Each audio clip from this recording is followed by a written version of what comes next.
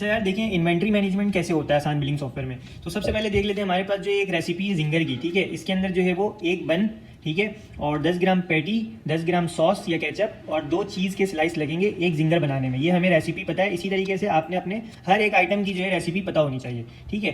अब हम आ जाएंगे सबसे पहले 3 लाइन्स पे, ठीक है। यहाँ पे हम आ जाएंगे अपने मैनेज इन्वेंट्री के अंदर, ठीक है। अगर आप फर्स्ट टाइम यूज़ कर रहे हैं तो आपको कुछ भी नहीं करना है, और अगर आप पहले से यूज़ कर रहे थे तो ये अपडेट न्यू आई है। तो यहाँ से आपने कर लेना है सारा डेटा क्लियर, ठीक है।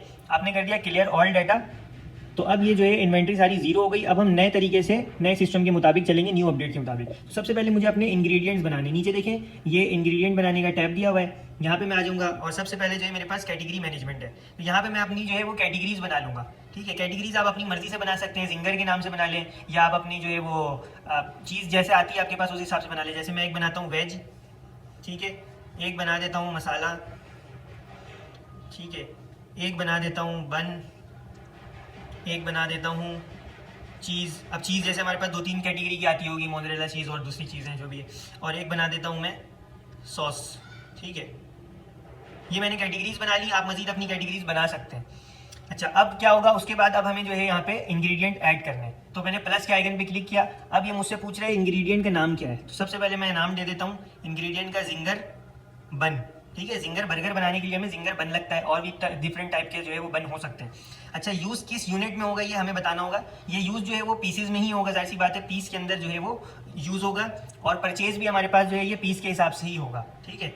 तो हमने परचेज यूनिट भी डाल दिया और यूजेज यूनिट भी डाल दिया। मैं अभी इसका जो है आपको समझाऊंगा। जैसे कि हम कोई चीज़ केजी में खरीदते हैं, जैसे हम टमाटर खरीदते हैं केजी के अंदर, लेकिन यूज़ होता है वो आइटम के अंदर जिंगर बनाने में ग्राम में। तो हम यहाँ पे क्या करते हैं, यहाँ पे हमने यूज़ वाला डाल देना था ग्राम, और यहाँ पे हमने डाल देना था केजी, ताकि हम परचेज जब डालें तो हम केजी के हिसाब से डालें, और यूज़ जब हो तो वो ग्राम के हिसाब से यूज़ हो, ताकि हमें इतनी अपनी मैनुअल कैलकुलेशन नहीं करनी पड़े। अभी जिंगर बन है, तो हम जो है जिंगर बन पीस के हिसाब से खरीदते भी हैं और पीस के हिसाब से यूज़ भी करते हैं। तो हमने दोनों को सेम रख दिया है। मिनिमम स्टॉक मेरे रेस्टोरेंट में तकरीबन 20 पीस होना चाहिए, ठीक है।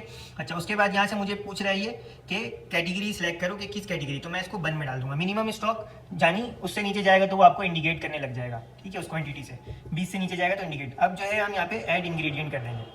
तो एक इंग्रेडिएंट मेरे पास ऐड हो गया, ठीक है। इसी तरीके से हम दूसरे भी ऐड कर लेते हैं। बन के बाद हो गया मेरे पास पैटी, ठीक है। यूज़ किस में होगा, ये ग्राम में होगा, और परचेज में भी केजी में होता हो, गोश्त के हिसाब से होगा, इसका मुझे आइडिया नहीं है, ठीक है। और मिनिमम मेरे पास जो है वो तकरीबन 5 केजी होना चाहिए। और इसको मैं किस कैटेगरी में डाल देता हूँ, फिलहाल के लिए मैं इसको मसाला में डाल देता हूँ, ठीक है।